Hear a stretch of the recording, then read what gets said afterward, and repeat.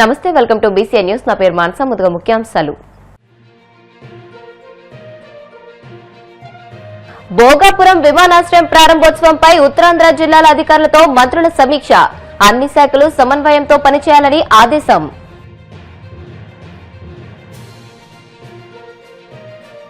మంగళగిరి, తాడేపల్లి మండలాల్లో పేదలకు శాశ్వత ఇళ్ల పట్టాల పంపిణీ.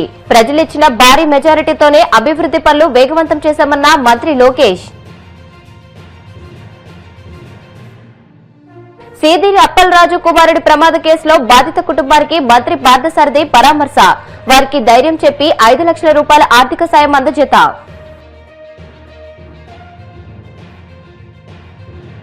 నటి కాదంబరి జత్వానీ కేసులో సిఐడి ఛార్జ్ షీట్ తో చంద్రబాబు కుట్రలు బట్టుబయలయ్యాయి. మాజీ మంత్రి అంబటి రాంబాబు విమర్శలు. భోగాపురం అంతర్జాతీయ విమానాశ్రయ ప్రారంభోత్సవ కార్యక్రమాన్ని చరిత్రలో నిలిచిపోయేలా నిర్వహించేందుకు కూటమి ప్రభుత్వం సన్నాహాలు చేస్తుంది. ఈ కార్యక్రమాన్ని అత్యంత ప్రతిష్టాత్మకంగా తీసుకుంది. కార్యక్రమ నిర్వహణపై శ్రీకాకుళం, విజయనగరం, అల్లూరి సీతారామరాజు, పార్వతీపురం, మన్యం జిల్లాల యంత్రాంగంలో సచివాలయంలో మంత్రులు, ఉన్నతాధికారులు సమీక్ష నిర్వహించారు. జన సమీకరణ, ఆహారం, పార్కింగ్, రవాణా సదుపాయం తదితర ఏర్పాట్లపై చర్చించారు.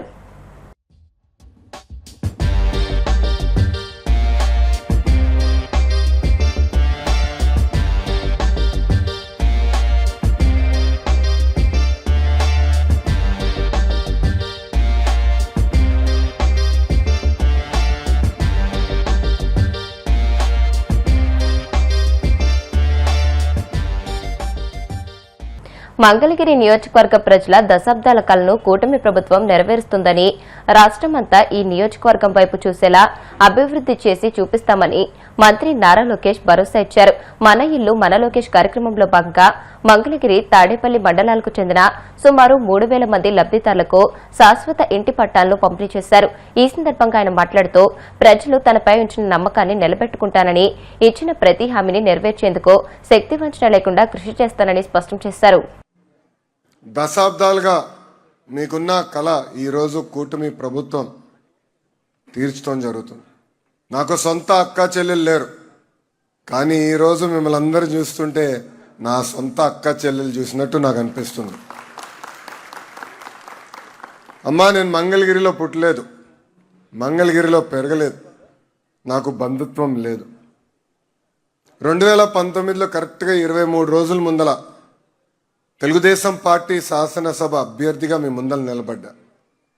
మీ సమస్యలు నాకు అర్థం అవ్వలేదు, నేనేంటో మీకు తెలియలేదు. వేదిక మీద నాయకులు ఆనాడు నాకు చెప్పారు, ఇంటి పట్టాలు రెగ్యులరైజ్ చేస్తామని మీరు ఒక మాట ఇవ్వండి అని 2019లో చెప్పారు. కానీ వాళ్ళకి నేను ఒకటే చెప్పా, ఆ సమస్య ఏంటో నాకు తెలియదు, నాకు తెలియనప్పుడు నేను లేనిపోని హామీలు ఇవ్వకూడదు అని చెప్పా. 5,300 ఓట్లతో నేను ఓడిపోయా. ఓటమి అనేది ఎవరికైనా బాధ కలుగుతుంది. పిల్లలు కూడా ఎగ్జామ్లో మంచి మార్కులు రాకపోతే వాళ్ళు బాధ కలుగుతుంది. కానీ ఆ ఓటమి బాధ నాలో కసి పెంచింది తల్లి. 5 సంవత్సరాలు మీకు కష్టపడాలి, మీ సమస్య తెలుసుకోవాలి, మీ మనసు గెలుచుకోవాలి లక్ష్యంతో నా ప్రయాణం నేను ప్రారంభించే తల్లి. దయచేసి ఇక్కడ ఉన్న వాళ్ళందరూ ఒక్కసారి ఆలోచించండి. 5 సంవత్సరాలు అహర్నిశలు మీకోసం కష్టపడ్డానమ్మా. మీకు ఆరోగ్యం బాగాలేకపోతే ఎన్టీఆర్ సంజీవిని పేరుతో క్లినిక్లు ఏర్పాటు చేసి ఆ క్లినిక్ల ద్వారా ఉచితంగా మందులు అందజేశాం. నిరుపేద కుటుంబాలు సొంత కాల్పై నిలబడాలని తోపుడు బండ్లు కానివ్వండి, టిఫిన్ బండ్లు ఆనాడు మేము అందజేశాం. మహిళల పేరుతో, స్త్రీ శక్తి పేరుతో మహిళలకి ట్రైనింగే అందిస్తాం కాదు, ఈరోజు కూడా ఉచితంగా టైలరింగ్ మెషిన్స్ మేము అందిస్తాం జరుగుతుంది. ఊర్లో పెళ్లి జరిగితే బట్టలు పెడుతున్నాం. ఊర్లో ఎవరైనా చనిపోతే అంత్యక్రియలకు అయ్యే ఖర్చు కూడా నాడు అంటే 2019 నుంచి ఇప్పటి వరకు కూటమి ప్రభుత్వం అందజేస్తుంది. ఇంకో పక్కన ఊర్లో కూర్చోవాలి, చెట్టు కింద కూర్చోవాలంటే బల్లలు కావాలని ఆనాడు మీరు అడిగారు.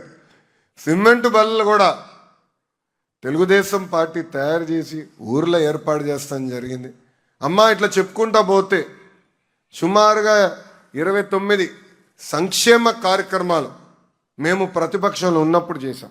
అందుకే 24 ఎన్నికలప్పుడు మీ దగ్గరకు వచ్చా. ఆనాడు మీ అందరికి ఒక మాట ఇచ్చా, ప్రతిపక్షంలోనే మీ లోకేష్ ఇంత కష్టపడితే రేపు అధికారంలోకి వచ్చిన తర్వాత ఎంత కష్టపడతారో ఒక్కసారి ఆలోచించమన్నా.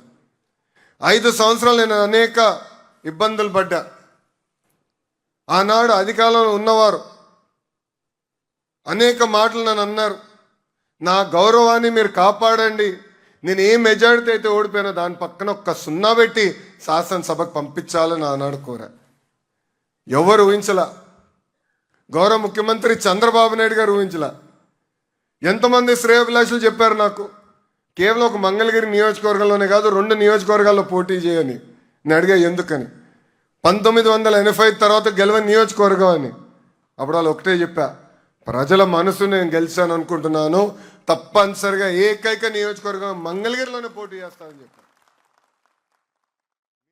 వైసీపీ నేత మాజీ మంత్రి సీదిరి అప్పలరాజు కుమారుడు నడిపిన బైక్ ఢీకొని దుర్మరణం పాలైన గొర్రెల కాపరి దానయ్య కుటుంబాన్ని మంత్రి కొలుసు పార్థసారథి పరామర్శించారు. పలాస ఎమ్మెల్యే గౌతు శిరీష్ తో కలిసి బాధిత కుటుంబాన్ని కలిసి మంత్రి వారికి ధైర్యం చెప్పి 5 లక్షల ఆర్థిక సహాయాన్ని అందజేశారు. గొర్రెల కాపరి సంఘం తరఫున 3 లక్షల రూపాయలు తన తండ్రి జ్ఞాపకార్థం ఉన్న కేపీ రెడ్డి చారిటబుల్ ట్రస్ట్ ద్వారా మరో 2 లక్షలు కలిపి ఈ సాయాన్ని కుటుంబ సభ్యులకు స్వయంగా అందించారు. బాధిత కుటుంబ సభ్యుల దీనస్థితిని, సమస్యలను అడిగి తెలుసుకున్న మంత్రి దానయ్య కుటుంబానికి కూటమి ప్రభుత్వం పూర్తిగా అండగా ఉంటుందని భరోసానిచ్చారు. సోదరి పడ్డ ఆమె ఫీలింగ్స్ ఏదైతే ఉన్నాయో ప్రతి ఒక్కళ్ళు అర్థం చేసుకోవాల్సిన అవసరం ఉంది. గొడ్డలి పార్టీ ఏదో గొడ్డలి పార్టీ అంటున్నారని చెప్పేసి ఎవరైనా భావిస్తారేమో, కానీ ఆ గొడ్డలి పార్టీ నాయకుల ఆలోచన విధానం కూడా ఏ విధంగా ఉందో ఒకసారి సమాజంలో ప్రతి ఒక్కరు కూడా అర్థం చేసుకోవాలని చెప్పేసి మనం చేస్తాం. సాక్షాత్ ఆ పార్టీ అధినాయకుడు వచ్చి నిరుపేద 1 సెంటు భూమి లేకుండా 1 నెలకి కేవలం 8,000 రూపాయల ఆదాయంతో కూలీతో బతుకుతున్న ఆ కుటుంబం గురించి ప్రస్తావన చేయకోకుండా యాక్సిడెంట్ చేసి మరణానికి కారణమైన యువకుడు గురించి 18 సంవత్సరాలు నిండిన మేజర్ గురించి మాట్లాడాడంటే ఆ గొడ్డలి పార్టీ యొక్క DNA ఎటువంటిదో ఒకసారి అందరూ కూడా అర్థం చేసుకోవాలని చెప్పేసి మనం చేస్తాం. ఇది ఒక బాధాకరమైన సంఘటన కాదనంటలా.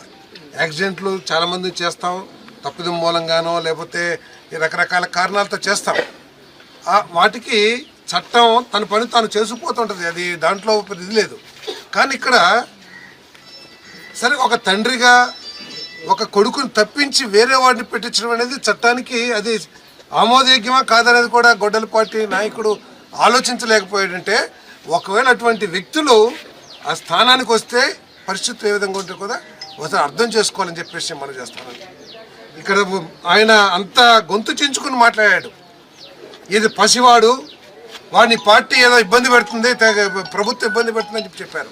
కనీసం ఒక్క మాటన్నా గొర్రెల కాపరి గురించి కానీ లేదు వాళ్ళ పార్టీ వాళ్ళు పంపించి కనీసం ఆ కుటుంబం ఏమైపోతుంది, ఆ కుటుంబానికి 1 సెంటు భూమి లేదు, చిల్లి గవ నిలవలేదు, ఏ విధంగా బతుకుతున్నారు, మా పార్టీ నాయకుడి ద్వారా తప్పు జరిగింది, అన్యాయం జరిగింది, దాన్ని ఆదుకోవాలని కనీసం ఆలోచన ఉందని చెప్పేసి నేను అడుగుతా ఉన్నాను. నేను ఎంతసేపు స్వార్థం, రౌడీల్ని పోషించటం, క్రిమినాలిటీని పోషించటం, మొత్తం రాజకీయ వ్యవస్థని క్రిమినల్స్తో నింపేయటం, గంజాయి బ్యాచ్ల్ని ప్రోత్సహించటం, ఇటువంటి చేసే వ్యక్తులు ఈ విధంగానే స్పందిస్తారని చెప్పేసి కూడా నేను మనవి చేస్తా ఉన్నాను.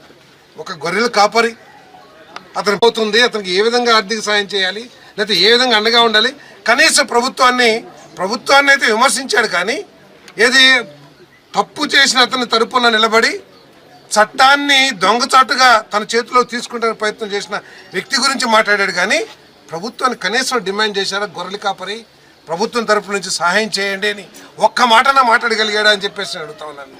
అంటే గొర్రెల కాపరి లక్షలు, ఈరోజు గొర్రెల కాపరి సమాజం చాలా ఏలెత్తి చూపిస్తూ ఉంది, చీ అంటా ఉంది ఆ పార్టీ పట్ల, ఆ పార్టీ నాయకత్వం పట్ల అని చెప్పేసి కూడా నేను మనవి చేస్తా ఉన్నాను. తప్పకుండా ప్రభుత్వం కానీ, మరి మన శాసనసభ్యులు శిరీష్ గారు కానీ, పక్కనే ఉన్న మన అశోక్ గారు కానీ, మరి తప్పకుండా మేమందరం కూడా ఈ రాష్ట్రంలో ఉన్న గొర్రెల కాపరి సమాజం అంతా కూడా వారికి అండగా నిలబడతామని చెప్పేసి కూడా నేను ఈ సందర్భంగా తెలియజేస్తాను. ఆ జిల్లాలో కాదు, ప్రతి జిల్లాలో కూడా మాట్లాడుకుంటున్నారు, అయ్యో పాపం అతని గురించి ఎవరు పట్టించుకుంటలేదే, అతని గురించి ఎవరు మాట్లాడతలేదని చెప్పేసి చాలా బాధ ఈ గొర్రెల కాపురంలో కూడా ఉందని చెప్పేసి కూడా నేను ఈ సందర్భంగా తెలియజేస్తా ఉన్నాను. ఇప్పుడు కాసేపు ప్రకటనలు.